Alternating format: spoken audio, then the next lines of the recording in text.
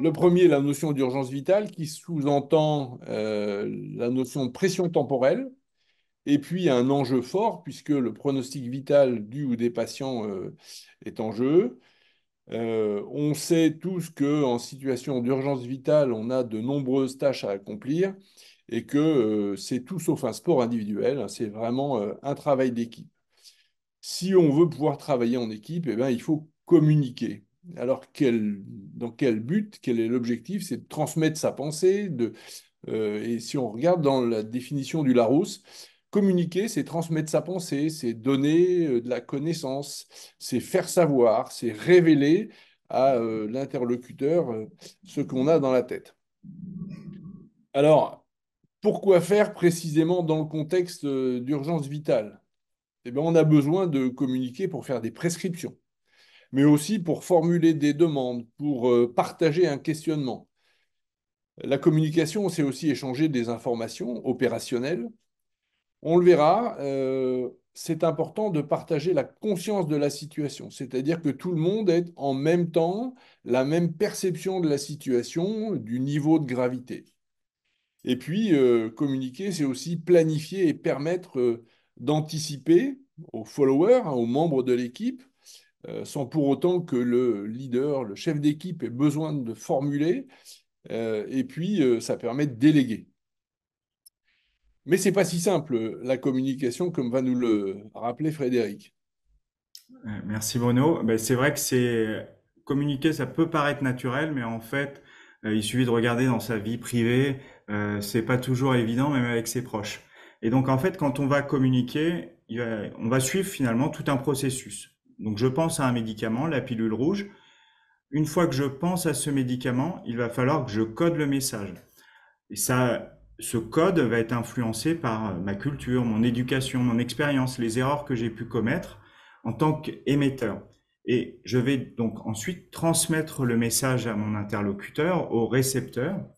Ce récepteur, il va décoder le message et là aussi, il va y avoir mise en place de tout un processus d'analyse du message reçu en fonction de sa culture, de son éducation, là aussi de son expérience du receveur. Et normalement, in fine, tout se passe bien. Sauf que, qu'est-ce qui peut se passer? Les interférences. Les interférences, elles peuvent être sonores, visuelles, les fameuses interruptions de tâches également. Elles peuvent être aussi dues à la fatigue, au stress, aux problématiques que vous avez dans votre vie privée ou vie quotidienne. Et du coup, finalement, au lieu de penser à la petite pilule rouge, bah, il va penser, on va comprendre qu'on lui a demandé la pilule bleue. Diapositive. Et donc finalement, on pourrait résumer tout ce processus, et Bernard Werber l'a fait beaucoup mieux que moi, et il l'écrit comme ça, entre ce que je pense, ce que je veux dire, ce que je crois dire, ce que je dis, ce que vous avez envie d'entendre, ce que vous entendez, ce que vous comprenez, il y a 10 possibilités qu'on ait des difficultés à communiquer, mais essayons quand même. On va maintenant illustrer. Voilà. Je Bon, te laisse alors, prendre on va les outils. essayer. Ouais, merci Fred. On va essayer de voir un peu quels outils on a à notre disposition pour améliorer cette communication en équipe et on va voir successivement la communication apaisée, la communication en boucle fermée, l'identification des membres de l'équipe, ou du moins on va les évoquer, le SAED, la notion de point de situation et le ose dire ou speak up ou speaking up. Alors, pour commencer avec un petit peu d'humour, je ne sais pas si tout le monde parmi vous se souvient de ce film Full Metal Jacket, qui présentait une vision extrêmement caricaturale de l'exercice de l'autorité dans l'armée, hein. C'est l'époque de la guerre du Vietnam et c'est un film américain. Euh, bon, moi qui suis un ancien médecin militaire, je peux vous garantir que ça fait au moins plus de 40 ans que dans l'armée française, en tout cas, l'exercice du leadership ou de l'autorité ne se fait plus en hurlant sur les conscrits ou sur les militaires pour plein de raisons. D'abord parce que ça ne fonctionne pas, ça n'est absolument pas le garant de la sécurité d'une prise en charge si jamais on veut se remettre dans le contexte médical. On sait que ça diminue la communication au sein de l'équipe. Alors, la communication devient uniquement descendante du leader ou du chef vers ses adjoints. Et en plus, ça donne du chef une image assez désastreuse. Et j'en veux pour preuve une étude faite dans le domaine de la traumatologie par Jacobson. Et il a interrogé les membres de son équipe. Et les membres de son équipe disent qu'un bon leader, c'est évidemment quelqu'un d'expert dans le domaine, mais c'est surtout quelqu'un qui communique clairement, distinctement, avec confiance et calme. Donc il est important non seulement d'un point de vue opérationnel, d'un point de vue de la communication, de prendre sur soi pour ne pas hurler et ne pas rajouter du stress au stress ambiant, mais ça donne en plus pour celui qui communique une image de leader efficace et performant. Et puis on sait que si le niveau sonore augmente, eh bien, le niveau de stress augmente et que le stress a des effets aussi désastreux sur la qualité de la communication et même la performance globale de l'équipe. Alors communication apaisée, on l'a vu, communication en boucle sécurisée. Alors qu'est-ce que c'est? C'est une technique de communication qui a été mise en place ou inventée, on va dire, dans le domaine militaire et le domaine de l'aéronautique. Et si on veut bien l'extrapoler au domaine médical, eh bien, on peut prendre l'exemple qui suit, c'est-à-dire que le leader dit ben, Kevin, prépare de l'adrénaline 0,1 mg par millilitre. Et pour ce type de prescription, qui est une prescription sensible avec un médicament de maniement délicat qu'on utilise dans des situations de détresse vitale, eh bien, le follower, l'exécutant, celui à qui s'adresse la prescription, doit la répéter avec le médicament et la posologie, avec un point d'interrogation. Ça veut dire qu'il demande la validation par le leader et la fermeture de la boucle est faite par celui qui a fait la prescription à l'oral. Alors, les Américains appellent ça, le temps 1, c'est le call out, le temps 2, c'est le check back, et le temps 3, c'est le close loop, donc la fermeture de la boucle. À ça, on pourrait rajouter une règle de bonne pratique qui, là encore, mériterait d'être un peu plus diffusée dans le domaine du soin. C'est la pratique du compte-rendu. L'exécutant doit dire bah, Bruno, l'adrénaline à 0,1 mg par millilitre est prête. Et là encore, le leader valide en disant reçu, merci, ok, super, peu importe la formule, mais en tout cas, qui doit être une formule positive d'acquiescement. Voilà un peu le principe de la boucle fermée. Alors, un petit clin d'œil à l'aéronautique qui nous a beaucoup appris. Vas-y, Fred. Oui, tout à fait. Oui, exactement. Comme tu disais tout à l'heure, hein, l'aéronautique a mis en place des outils parce que eux, ils se rendaient compte très rapidement de l'incidence qu'avaient des problématiques de communication. Et donc, il y a des tas de facteurs. Là, tout a l'air très calme. Et je remercie d'ailleurs Guillaume Tircio, un très bon ami de commun, de nous partager cette diapositive. Et donc, ce que Guillaume exprime dans cette diapositive et qu'on ne peut pas entendre, c'est qu'il va se passer des choses. Il y a un environnement bruyant, comme vous avez vu tout à l'heure, il y a beaucoup d'interférences dans un cockpit. C'est très bruyant entre les appels de la cabine, les échanges avec la tour de contrôle, les contrôleurs, le bruit ambiant. Et donc, ils ont décidé, ils sont tenus par la réglementation d'appliquer deux stratégies de communication spécifiques. La communication en boucle fermée, comme on a vu, et les annonces standards. La communication en boucle fermée, ça signifie que chaque instruction critique donnée par un contrôle du trafic, comme a exprimé Bruno, sera relue par l'équipage, verbalisée, afin que l'émetteur puisse vérifier que le message a bien été compris. Un autre élément important pour éviter les incompréhensions, c'est les instructions standards.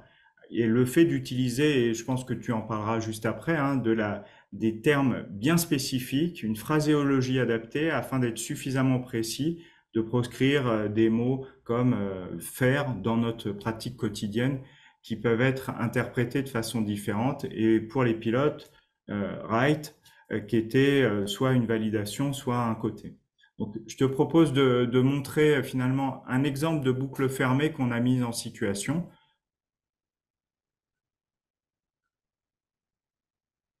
Voilà, ici illustré, j'ai été trop rapide. Bon, mais c'est parfait. On le met en situation dans le domaine médical, du coup. Céline, s'il te plaît, est-ce que tu peux fermer les gaz? Oui. Gaz fermé. Monte la FiO2 à 100%.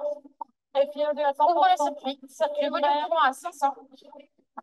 10 de fréquence et 0 de fer. J'étais à 500, 10 de fréquence, 0 de fer. Oui, c'est bon. Voilà, alors un exemple en situation au bloc opératoire pendant une réanimation cardio-pulmonaire où effectivement on n'a pas le droit à l'erreur et il faut sécuriser au maximum la communication entre le leader et le follower.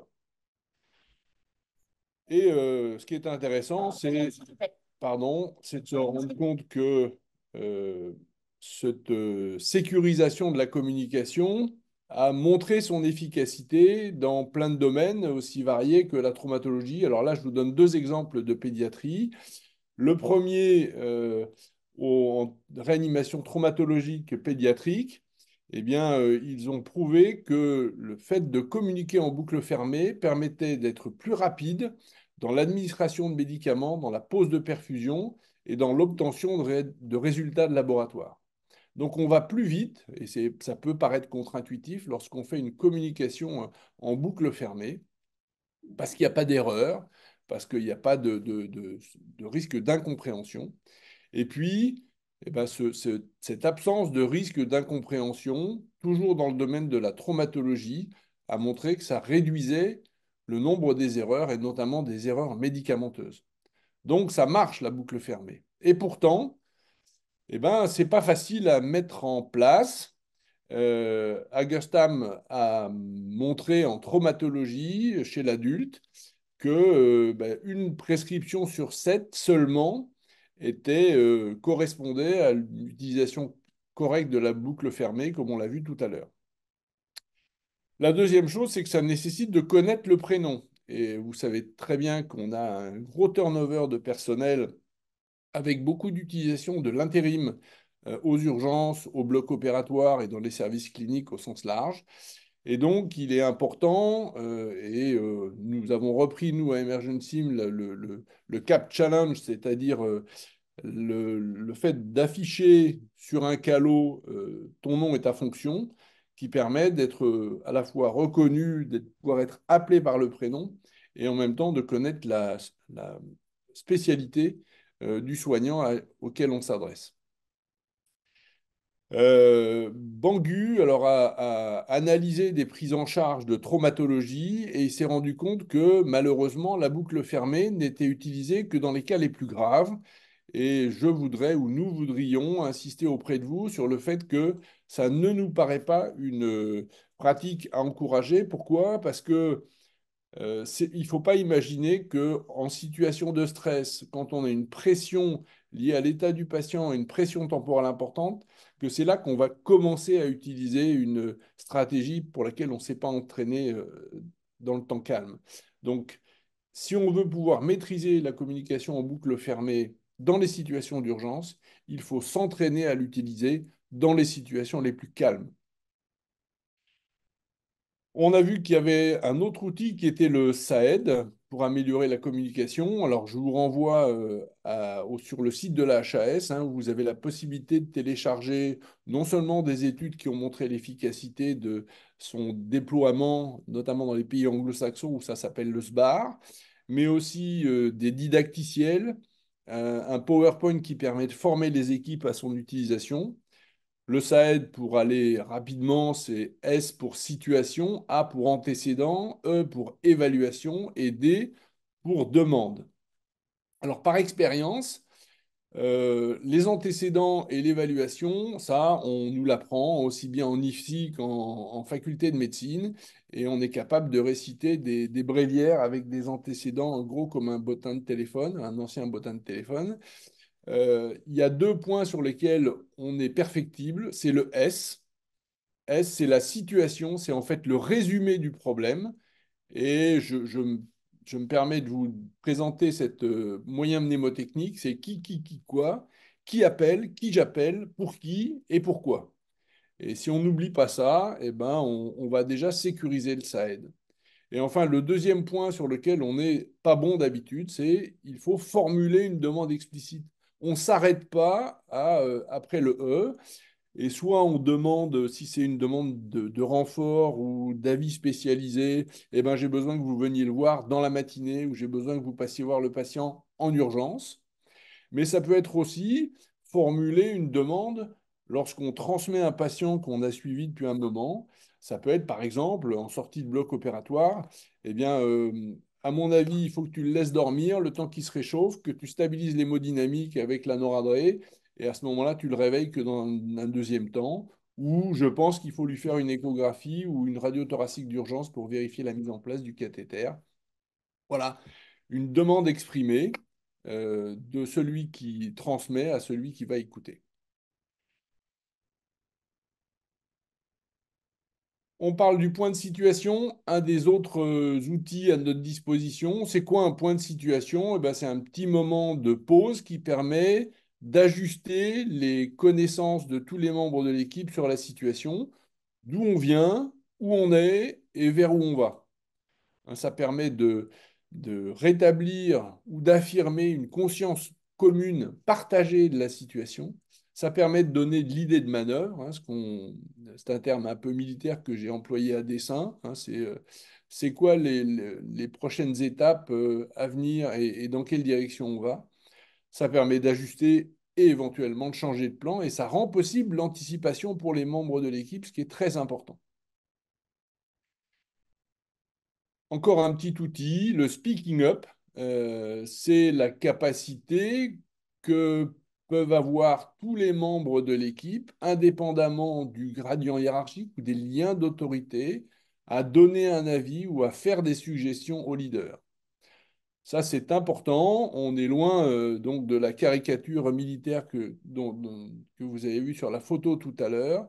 Les subordonnés ont le droit de suggérer des éléments au chef ou les followers au leader, si vous voulez, en version anglo-saxonne. Et ça aussi, c'est efficace. Et je vous ai juste présenté un résultat d'une étude en anesthésie où ils ont établi une corrélation sur 31 binômes médecins anesthésistes et infirmiers anesthésistes sur des inductions anesthésiques plus ou moins complexes. Eh bien, plus les infirmiers anesthésistes exerçaient ce droit à la parole, et plus la prise en charge de l'équipe était efficace. Voilà, donc pour conclure, l'urgence, c'est un travail d'équipe. La communication est le ciment d'une bonne coordination dans l'équipe. Et donc, il faut utiliser une phraséologie adaptée. Alors, celle-ci peut dépendre du contexte, de la spécialité, évidemment. Il faut réfléchir à cette phraséologie et à ces procédures en équipe. Et puis, surtout, il faut s'entraîner quand tout va bien. Ça devient même ludique hein, d'utiliser cette boucle fermée en dehors d'une situation de crise. Et il n'y a que vraiment à ces conditions qu'on sera prêt en équipe à utiliser cette phraséologie et ces stratégies en situation critique. Voilà, on ne voulait pas terminer sans vous présenter un certain nombre d'outils, de bibliographies. Donc en haut à gauche, Mieux communiquer entre soignants de Jérôme Cros, qui est anesthésiste à Poitiers. Un autre livre écrit par une anesthésiste, ou en tout cas coordonné par Élodie Brunel, Communiquer en anesthésie, réanimation, médecine périopératoire. Au milieu, un guide du travail en équipe avec plusieurs niveaux de lecture que je vous conseille, qui est Mieux réussir ensemble de Guillaume Tirciot, qui est ingénieur pilote de ligne et instructeur CRM à Air France. Notre livre blanc que nous avons réalisé en commun avec la Safety Academy, que vous pouvez toujours nous demander et qu'on vous enverra en téléchargement. Et puis les recommandations pour la pratique professionnelle du groupe Facteurs humains en santé. Donc, on va passer aux questions. Alors, j'en ai reçu plusieurs. La première étant, quelle est la difficulté à mettre en place la communication en boucle sécurisée?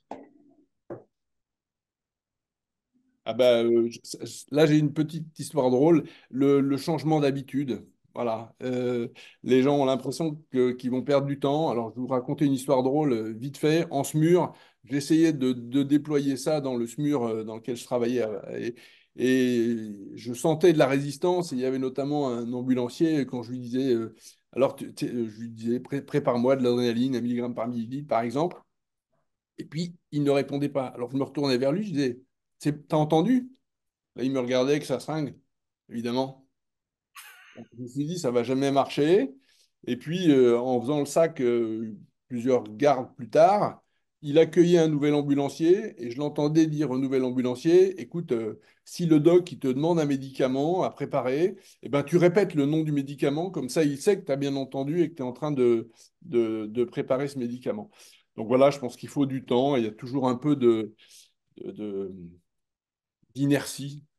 Mais comme le dit Guillaume Tirciot, notre pilote référent, là, une culture de sécurité, ça ne s'instaure pas en 2 ans, 3 ans. Il faut presque une génération pour que ça s'installe. Ouais, moi, j'ai une anecdote que j'avais entendue et qui m'avait fait découvrir la communication sécurisée.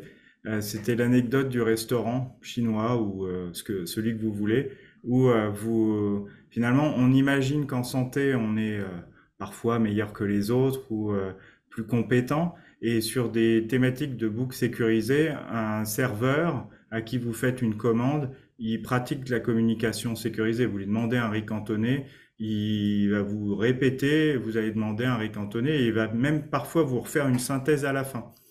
Et ça, ben, c'est des pratiques qui sont faites au restaurant et finalement, avoir un antibiotique à la place de l'adrénaline, c'est peut-être plus dangereux qu'avoir un canard laqué à la place d'un ricantonné. Donc, faut mettre en place ces outils. On n'est pas meilleur que les autres, on a juste besoin de l'apprendre. Merci Frédéric pour cette anecdote assez amusante sur le restaurant. Alors, j'ai une autre question qui est comment être bon en situation d'urgence vitale? Je vais commencer et puis Bruno finira, mais bah, comme disait très bien Bruno, c'est faut s'entraîner en routine. La communication, être bon en communication, faut pas rêver. Le stress, tout le monde sait, le stress fait perdre ses moyens. C'est une légende urbaine et c'est pas qu'une légende, c'est une réalité. Et donc, évidemment qu'on n'est pas bon et on passe en mode routine, hein. Les systèmes 1 et système 2 de Daniel Kahneman, je pense que la plupart d'entre vous connaissent, c'est sur les modes de fonctionnement de notre cerveau, soit analytique, soit en routine. Et quand on est stressé, on veut gagner du temps, on veut aller vite, on n'est plus capable d'analyser parfois et on passe en mode routine. Et pour que ça devienne votre routine, bah, faut vous entraîner à froid. Oui, puis moi je rajouterais, il faut utiliser des aides cognitives et puis il faut privilégier l'équipe, c'est-à-dire que si une personne est tétanisée par la situation, parce que elle est fatiguée, parce qu'elle a des ennuis perso, parce que cette situation lui en rappelle une qu'elle a déjà vécue et qui s'était mal passée, eh bien la ressource, c'est l'équipe, quoi. Donc euh, c'est ça la solution. Pour être meilleur, il faut travailler l'équipe. Ok, merci à vous deux. Alors, il y a une autre question. Bonjour, vous abordez le droit à la parole, mais l'assertivité entre les personnels est-elle impactante dans ces situations? Bah oui, c'est fondamental et ils l'ont mis en évidence dans le domaine de l'aéronautique il y a 30 ans.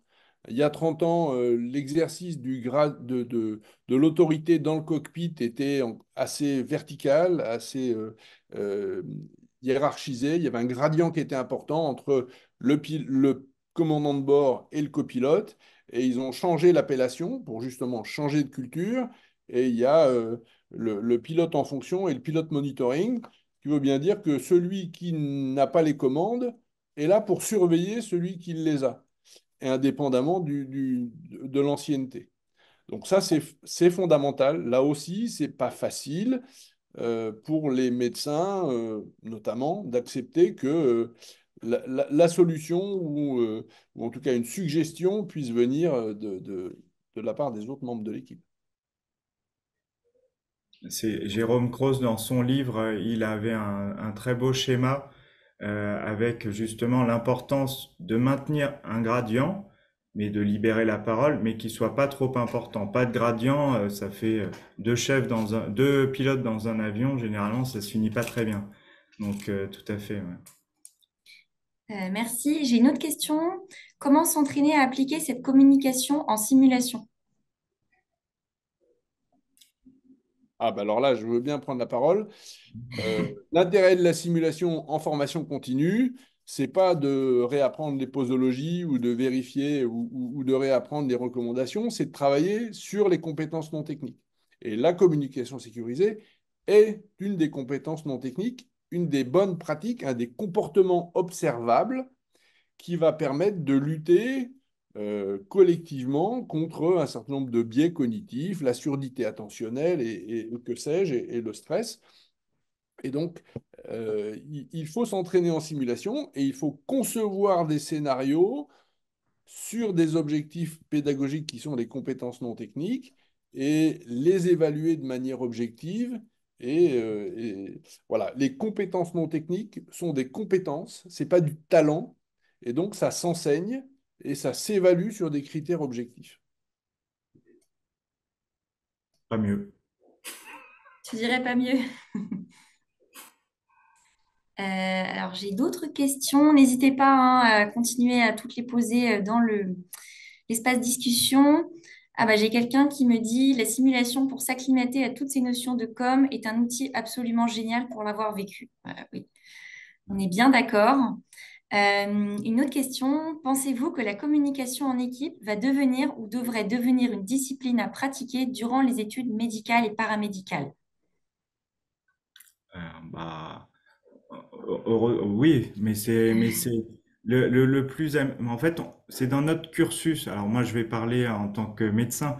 Dans notre cursus, on est conditionné, on apprend, on fait des concours, on est un peu en combat avec les autres étudiants jusqu'à l'internat et puis à l'internat on veut être chef de service tout. Donc on est configuré pour travailler un peu, être le meilleur et en oubliant finalement en ne prenant vraiment jamais conscience qu'on est individuellement faillible et que finalement la cohésion d'équipe, comme disait Bruno, ces points de situation, tous ces outils de communication pour récupérer du savoir et le valoriser et que chacun a le droit à la parole, bah, pour faire ça, il y a quelqu'un qui rit derrière moi, désolé, ça me perturbe, interruption de tâche, voilà. Pour faire ça, bah, c'est essentiel d'avoir recours à l'équipe pour fiabiliser ces pratiques individuelles. Et la HAS le dit, hein, ils veulent faire passer avec le programme Pacte d'une équipe d'experts à une équipe experte. Et je trouve que la phrase est bien dite.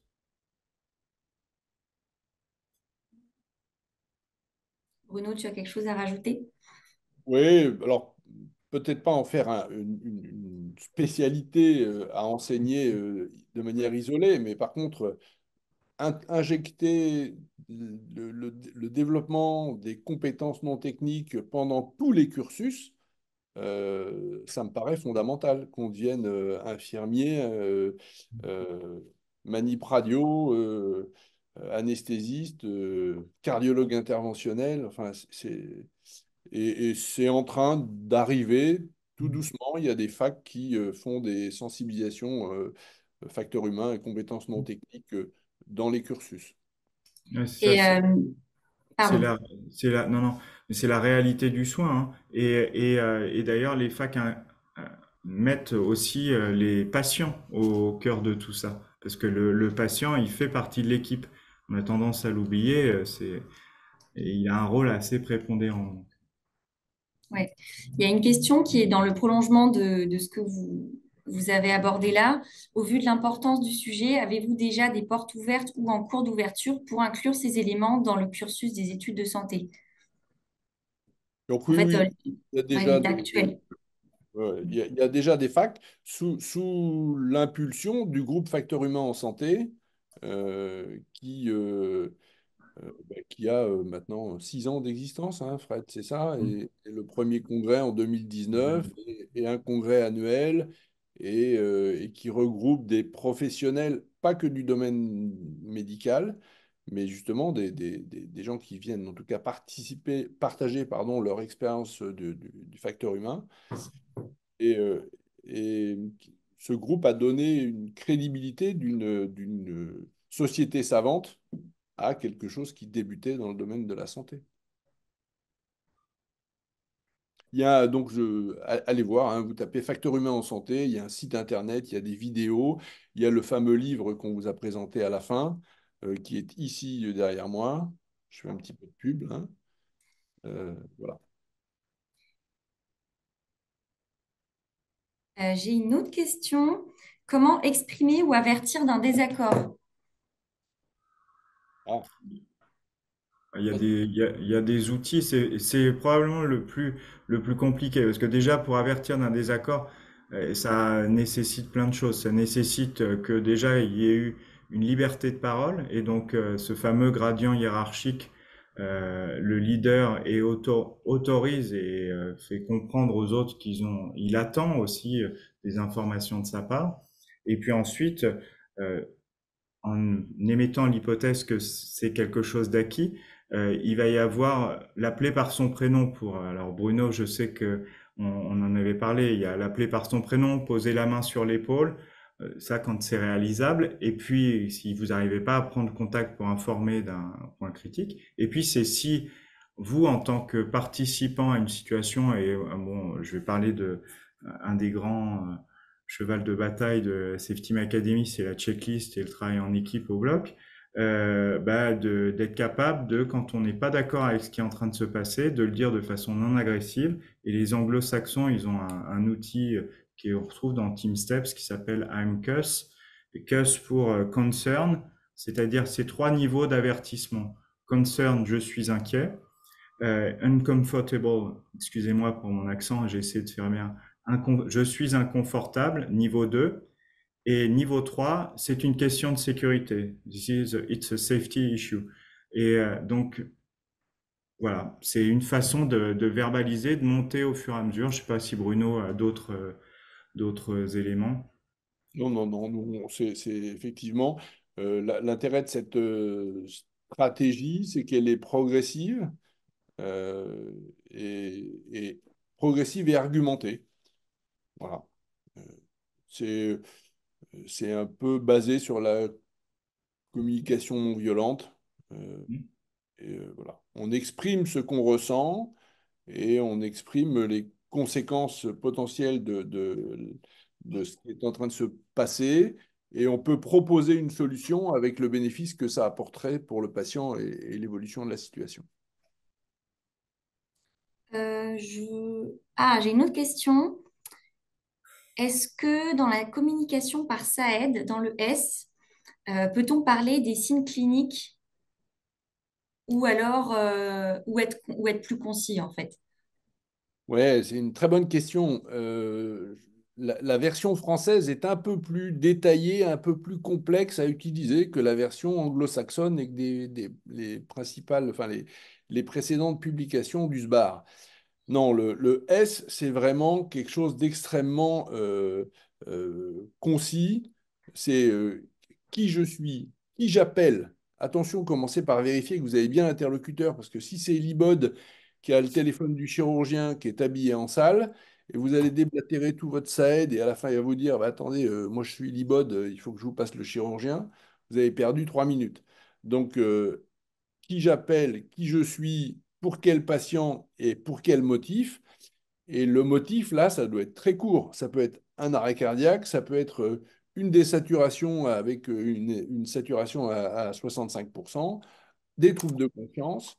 Il ne faut pas rentrer dans le détail. Et si la situation le permet, les antécédents succincts et en rapport avec le problème, l'évaluation, enfin les antécédents, c'est tout ce qui s'est passé jusqu'avant, donc les antécédents et un petit peu d'histoire de la maladie. L'évaluation, c'est ben, malgré l'oxygène, il garde toujours 65% de saturation, il est somnolent et il respire toujours très mal.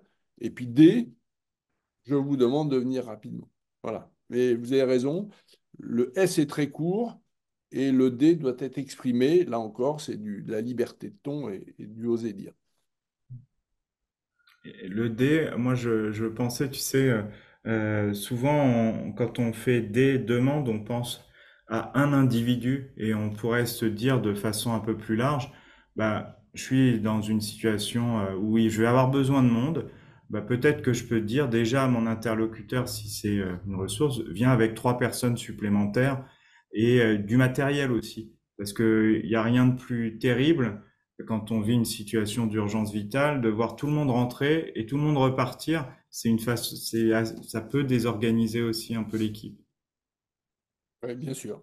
Et puis dans le D, c'est viens à mon secours, mais qu'est-ce que je peux faire en attendant que tu arrives? Je vois des conseils.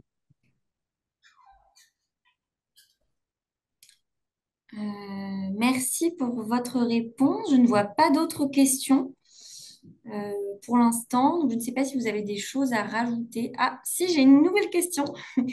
Est-ce que l'utilisation des injonctions négatives peut influencer la communication? Hmm.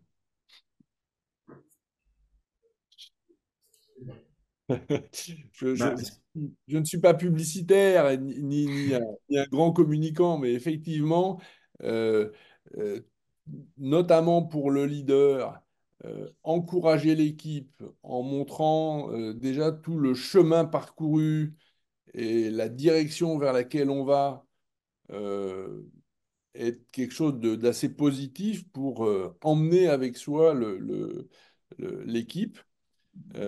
Ça fait partie de ce qu'ils appellent aussi le monitorage de la situation, c'est-à-dire le- le- la description progressive du chemin qui a été parcouru.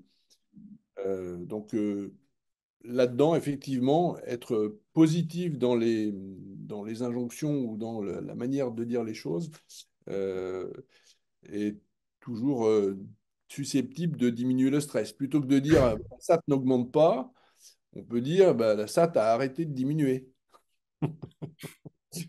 C'est une vision positive de la même situation.